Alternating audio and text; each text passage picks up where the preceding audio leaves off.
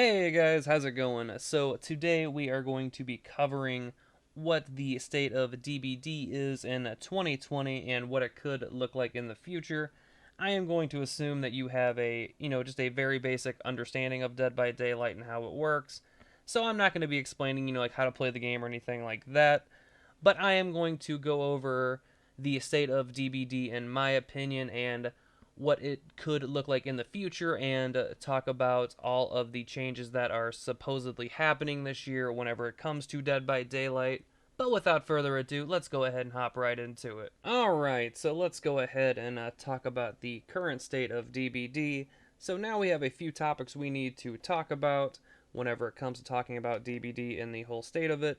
Now, one thing I'm not going to cover is the whole balancing thing whenever it comes to Survivor and Killer because that will just be a fucking. That's a fucking video for another time, which I don't know if I'll ever do.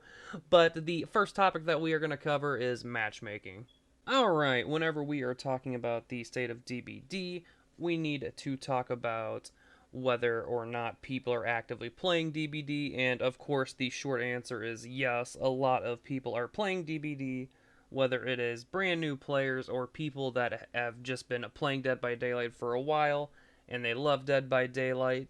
But here's the thing, that is just on PC for the most part. Now, when it comes to console, it's a bit of a different story. Now, for console, I have played on Xbox and PS4. Now, I have played PS4 way more than any other system, and for the most part, it's dead. Same thing with Xbox. Why that is, I'm not entirely sure. I'm just assuming maybe there's like a weird matchmaking thing, or maybe there's just no players, playing on console, or maybe there's just not enough, who knows.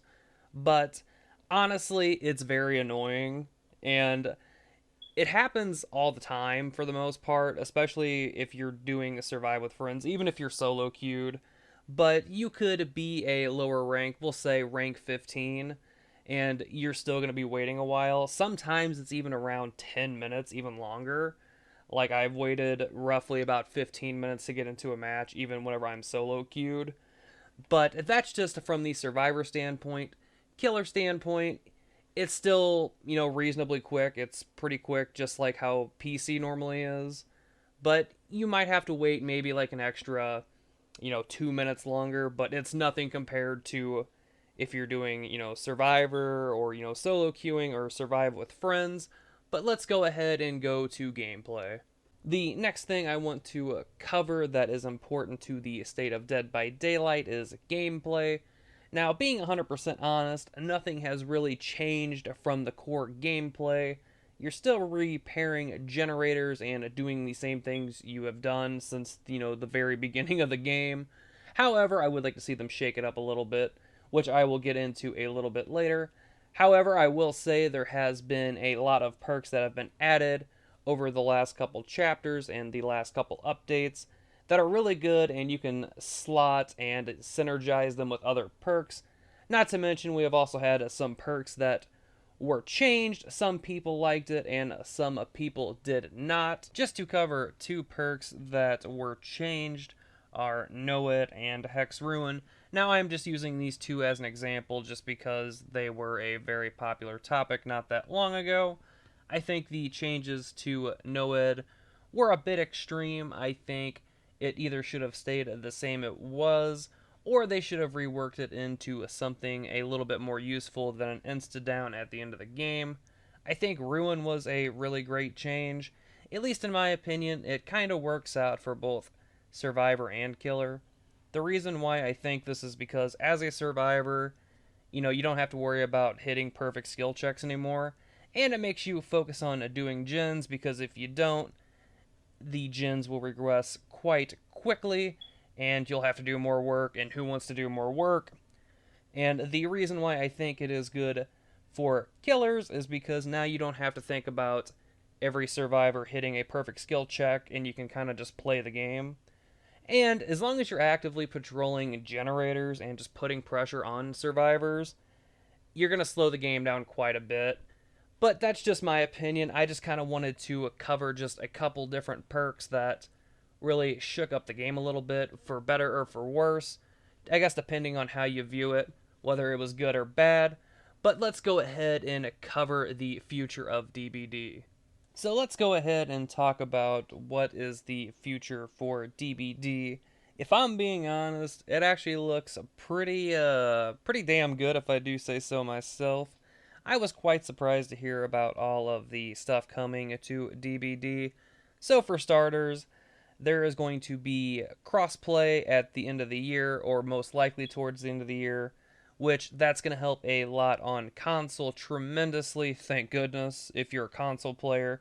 And if I'm not mistaken, I believe a PC and console will be able to play together, so Xbox, PS4, and PC, they all should be able to play together. Another thing that is a really big a possibility that could potentially happen, which I really hope it does, is cross progress. Although this was not 100% confirmed, but it is a very interesting possibility, and I'm very excited to see if it comes to fruition. One of the biggest changes that is going to come to DBD that I am excited for is the huge graphical update. And now, from what I understand, this is going to change the way all of the assets look. The plan is to make DBD on par with next-gen games.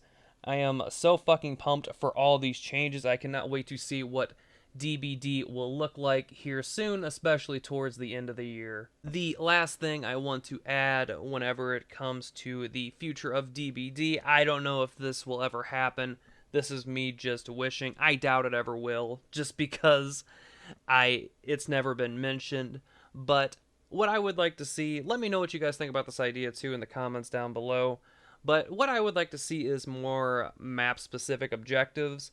So, like, let's say, like, for, certain maps you have to do something else besides generators, or you have, just different side objectives. I think that would be, like, a really cool concept. Who knows if they'll ever do that, but like I said, let me know what you guys think down in the comments below. Hopefully you guys enjoyed the video. It was a lot of fun. Let me know what you think about the future of DBD and all that stuff. If you are brand new, go ahead and hit that subscribe button. I'll catch you guys later.